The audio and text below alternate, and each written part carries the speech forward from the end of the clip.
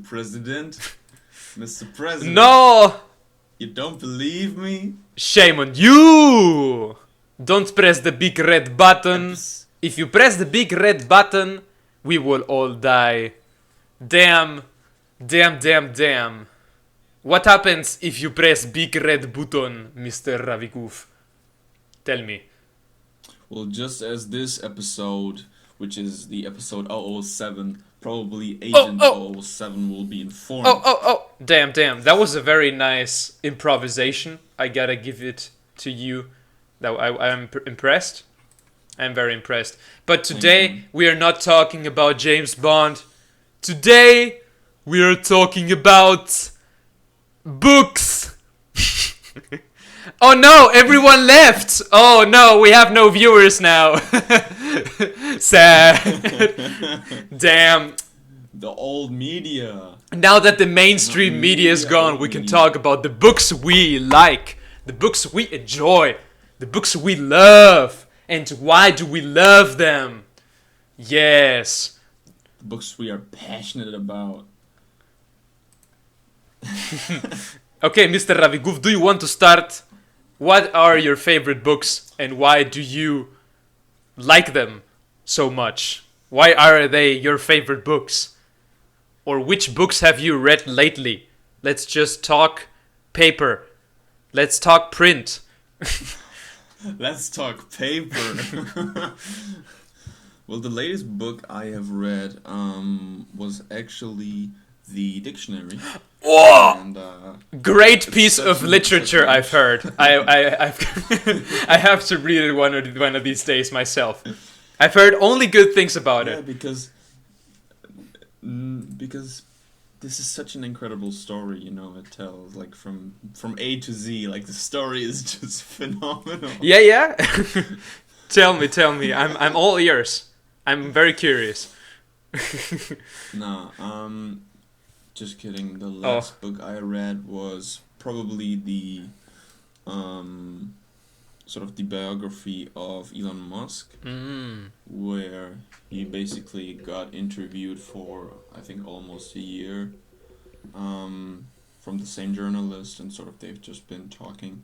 So it was written by a ghost writer, like he hired someone to like... Well, no, I mean it wasn't a autobiography, it was just a biography. Okay, gotcha. All right. So it was written by Ashley Vance. It's pretty popular, obviously. I remember back in the time when I used to get all these Audible advertisements on YouTube. Yes. Right, and one of the advertisements was like this Elon Musk book, and in German it was always starting with "Glauben Sie, dass ich verrückt bin?" It started with "You don't believe me." Shame on you. Exactly. Like Elon Musk was just talking about launching a rocket, and he was just asking the interviewer, "You don't believe me?" And the interviewer was just like, "Yeah. Why should we just put rockets on Mars?" Why shouldn't we? And so ashamed. Oh. He just put all of the shame on the reporter. Yeah, man, but a real nice book because it goes like from the way he grew up until, which was pretty unusual, up until when he moved to sort of how he got to America. Yeah, quite interesting because he actually did not study. Sort of, he didn't start his career in America. He sort of first began in Canada. In I think it wasn't it Ontario, or no, it was Quebec. Oh, okay. Or I don't know how do you pronounce it, but yeah, he studied physics and then he went to America. Yeah. How about you? Yeah. What's up with your paper? My papers, please. Lately, I have been reading a visual novel, a comic, a manga. Okay. It's technically a book because it has sheets, it has papers, it has pages. Technically, it's a book. It doesn't have a lot of text. Well, it does have a bit of text. Yeah, Just a just a little little bit, bit, right? Just a to keep little the bit. pasting between Just to make it images, enough, make it book to make worthy. it count as literature, exactly. So I've been reading Noise. It's the Blam prequel. Blam is one of my favorite mangas of all time, and I really Okay. like Blam. It's very nice. I enjoy it. So it's like the second part, Hmm? or I it's the second part, or I didn't understand that. Can you repeat? is that the second part of the book No, series? it's a prequel. Blam Mm-hmm. is the manga. It's six Right. books with the master edition. Blah blah blah. And the Noise is the prequel that I'm reading currently. It's about, well, the plot is very vague and kind of weird to understand. It's sort of left to Mm-hmm. interpretation. It's more like visual stimuli and a lot of action and shit. But from what I can tell, the story is about people living in a mega structure, super sci-fi stuff, and they Mm-hmm. become illegal Outside of Earth, residents. right? Yes, outside of Earth, or at least that's what it seems. They become illegal residents Uh-huh. within their own megastructure by the AI that like controls everything, and they're hunted down like Okay. rats by software that like takes a corporeal form as like this robot, and they hunt people down, and it's like the Kickstarter of the whole story of Blam itself, and it's very nice. That sounds very futuristic. Yeah, yeah. Sounds very The futuristic. cool thing about the manga is mostly the designs of the environments and all that, because it's drawn by an ex-architect who got bored of drawing houses, so he was like, well, No way. I'ma draw manga. And he did. And Wow. that is such a compelling story, just as a creator itself, and I am really interested by Tsutomu Nie. I'm sorry if I mispronounced that, but well, I find the guy really interesting, and I read all his work pretty much. Yeah. That's cool. Yes. Yes. Damn. Uh, So did they so why was the reason why they became illegal citizens? it's What was the well, reason? because I guess it's because the AI kind of improves on itself, and by auto building on Mm-hmm. itself, it just expands without control. The megastructure just keeps growing and building Right. itself. Life keeps getting more simpler and easier and efficient, and eventually humans just seem like an inconvenience for the software. So it just decides to, well, uh, extinguish them basically. It's very vague, and I like that that the plot doesn't answer these Okay. things, because it's just the Yeah. setting that you're thrown into, and it just the environment. It just sort of tells a story on itself by itself. You're just thrown into this world with zero context, and you kind of have to figure out by yourself what the hell is going on. The prequel kind of Yeah. tells you a bit more what's going on. It gives you more context, but of course you're supposed to read the prequel after having read everything else, because it's sort of like the ultimative answer to all the questions you've had throughout the main story. Yeah, it's such a nice feature of the book, of the story, as you're saying, that sort of just as happened to myself right Mm. now. Sort of these questions just pop up, and you start asking yourself, you start trying to find some kind of reason why that happened. Mm. Correct, Just like correct. just like in actuality, right? You try to dig deep instantly, and yeah, just trying to demystify the whole Yes, thing. yes. And that's the great thing about answering questions that we have, that whenever we get a question answered, we always come up with more questions in the process, which is the beautiful thing about discovering that there's always more to that, which is why it's an aspect of why I like Blam so much, because it is just a cyberpunk action-esque visual novel, of course, but the thing that it is so vague is so great, because you can fill in the gaps yourself, and that is something that I really appreciate, because I cannot help but fantasize anyway about any fictional work that I am reading, and if the fictional work encourages that is even better. Of course, the real reasoning behind this is because Tsutomu Nihei said himself that he's not very good at telling stories. He just likes to draw cool shit, which is probably why that is how it is. But I mean, he has improved with time, and yeah, it's just nice. It's just nice. Yeah.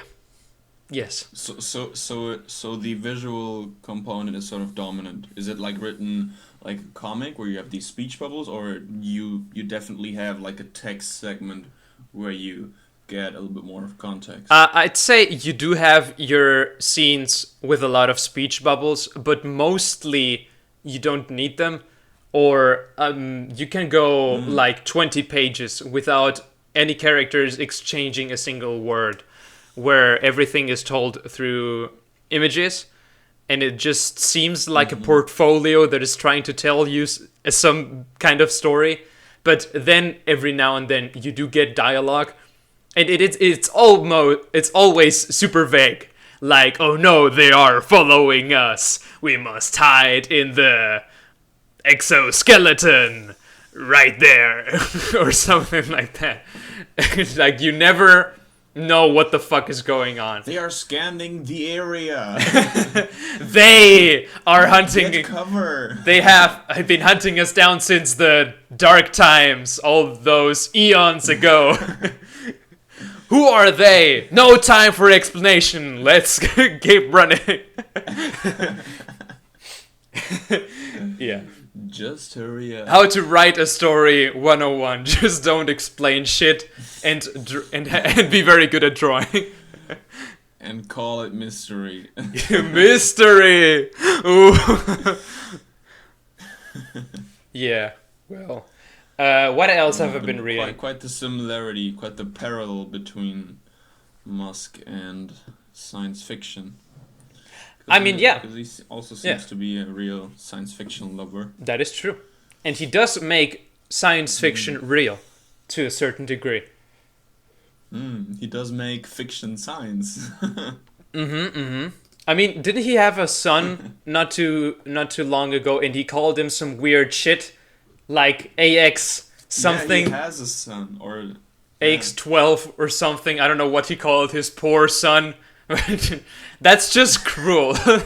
I mean, as much as I admire Elon Musk for how productive that man is, and how much stuff he can just manage at the same time, naming your child that is just blatantly evil.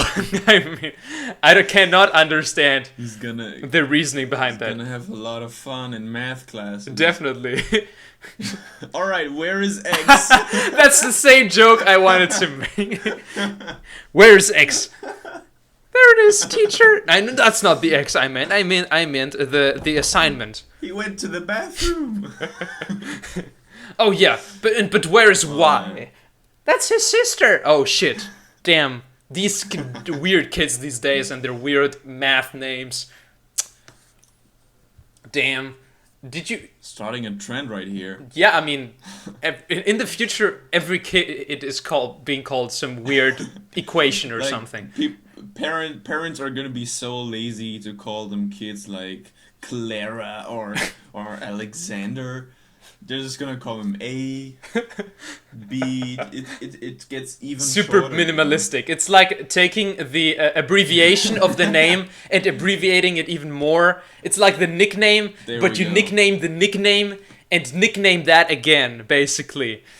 It's just perfect. You are called Alphabet, or not, just better. They will want to be so original that they'll just take and slap the keyboard, and whatever comes out of that, they'll name their child.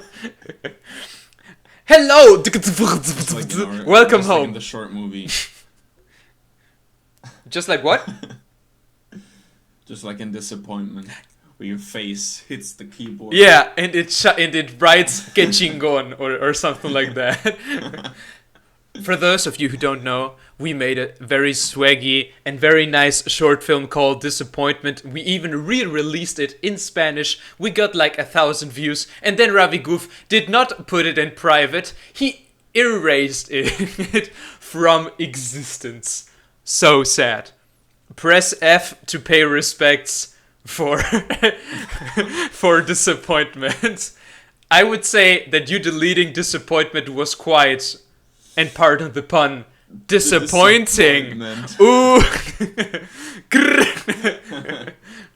Well, I mean, what can you do?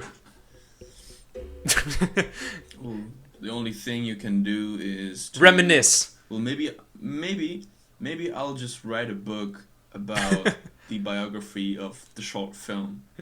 Disappointment, and how it reached a disappointing conclusion. The disappointing story of disappointment. Epic by Ravi Goof. Disappointing end. Yeah. And then I just deleted it. You don't believe me? Yeah, man. I deleted it. Check it out. There's no believe proof. Me, just check it out. Yeah. Or don't. Because you can't. If you don't feel like it. It's a democratic country, man. You can choose. I mean, everyone has equal rights, unless you are black. Then the police will gun you down. Apparently. BLM. Damn. Hashtag.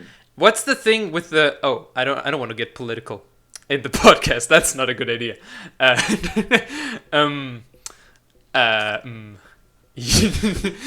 Well, I'm just saying that every time I go on Instagram, I just see black. I just see black squares. What's up with that? Is this some weird? Yeah. What about the white squares? Everyone turned the darkness. What about the blue squares? Everyone turned the saturation in their images down. I mean, the saturation, the gamma. Everyone turned the gamma on their images down until they became black squares. I can see anything. Everything is so dark in Instagram. Plus, if you have... maybe you don't know. Maybe it's an Instagram filter. Correct. It's the Black Lives Matter filter on Instagram. And if you have Instagram on your phone on the black mode, on the dark mode, you can just scroll through endless void of darkness and nothing. Did you ever want to open Instagram and just find an empty void of nothingness? Well, now you can. So nice. Hello, darkness, my old friend. I've come to talk to you again. I don't know how the song goes. This is very cringe. I don't know the lyrics. Yeah. What else have I been reading? I've also been reading Rey de Picas. I don't know what it's called in English. Rey de Picas. Rey de Picas. That's right. Thank you, Ravigu, for reminding me. Yeah. And no worries. I'm honored to be able to provide my transaction services. Translation. What the fuck?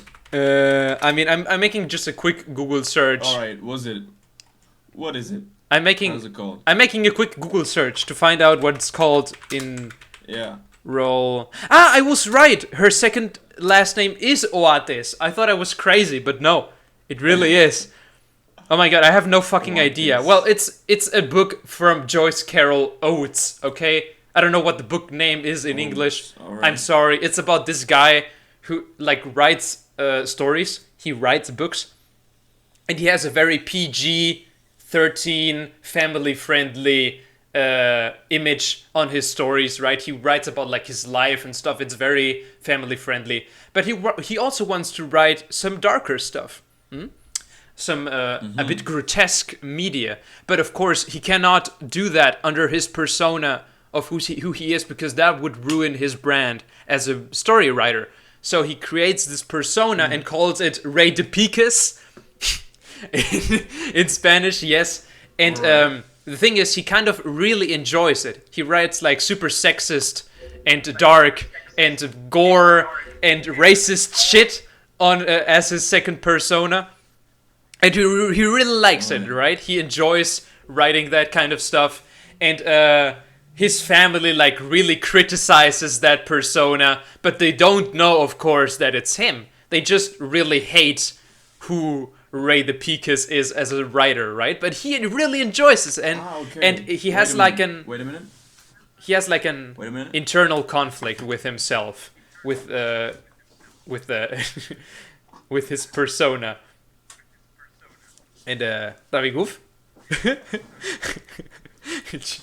Yo, I just had to put my laptop on charge. Okay, very nice. I had to plug it in, otherwise it would die and we'd all be lost in Oh connection. no, that would not be good. But yeah, you were Abrupt you ending. were talking about that the family sort of was harshly criticizing the stories, but without knowing yet. Yeah, of course. That it's actually a member of the family, right? Correct. He tells absolutely no one, but he kind of has like he's like surprised that their family doesn't like his work, and of course that makes him go in this internal conflict with himself and this persona that he has built that is kind of rapidly growing space in his subconscious, right? Like he has like these internal conflicts where he talks to himself and kind of argues with his other darker persona, and the persona kind of takes over in his brain. He kind of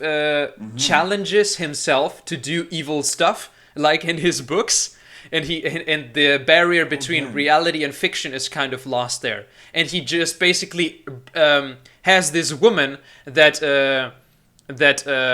accused him of plagiarism, of copying his works, and he is so angry that he like bursts into her home and starts stealing shit, and he feels really bad with himself, but he also has this personality growing and taking control of it, and he can't handle it anymore, and then he kills himself. He dies. And that's the end of the book.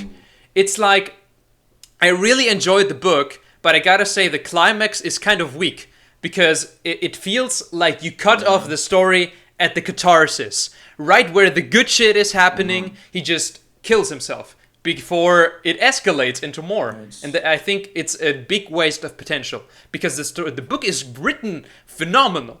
You can really dive into his mind and really feel his struggles, how this persona grows and takes over him, and he can't control his darker desires, right? And they make him behave like a real asshole, and he can't control it, and that's great. But I wanted to see a bit more, and I was kind of cock-blocked. I kind of want to see more, but then the book ends just like that, and I'm like, well, shit. I mean, I liked it, but I would have liked to see more, and he just killed himself. Oh, I mean, spoiler warning, by the way. Spoiler warning on the second drop. Bruh, like, spoiler, dude. Well, I mean, eventually the little monster the little parasite turned into the individual itself, huh? Yeah, but it's kind Took of over. and it's kind of left ambiguous who wins, right? In that internal conflict, because maybe his second persona kind of wanted him dead, but I think it only wanted power. It wanted to control him and like kind of excel and do evil shit. But he kind of in an attempt to contain himself, he steps away from his family, from his life, isolates himself, and decides to kill himself. I think because he's unable to handle that, which is kind of, I think suicide is kind of like the weak answer to to an internal conflict. It's like, I don't know what to do with this character anymore. I guess I'll just kill him off. It's like always such a weak narrative method, in my opinion. I think suicide is like a very weak and lame and kind of lazy way to write a character off. And if your whole story revolves about just that character, it's a very lazy way to end your book. But then again, I liked most of the book, so I don't know how to feel about it. I'm just deeply frustrated because I didn't get to see more, because I really liked what was actually in the book. Yes. Yeah, it's quite like a big cutoff suddenly, right? Hmm. But so you're obviously missing something there. Maybe a part two. Who knows what's I hope. what's I don't happening. know how old the book is. But yeah, probably the author sort of try to throw in maybe a little bit of a human component in there that And that's cool. yeah, I don't know. Maybe I don't know how detailed the story was, but sort of I think Yeah, yeah. maybe that was just his way Mm-hmm. or the way of the character to deal with that problem. You know. Ravi? Ich höre dich nicht mehr. You Ravi, still goof, I there? don't hear you anymore. Are you there? Was that a similar Oh, cutoff? okay. No, yeah, now I hear you. Now I hear you again. Something went wrong, Alrighty. but we're back again. There's always a solution in here at the Nesvi show. We always find solutions. Yes, you just need to be patient, and then the connection will be better eventually. Probably. That's it. Yeah.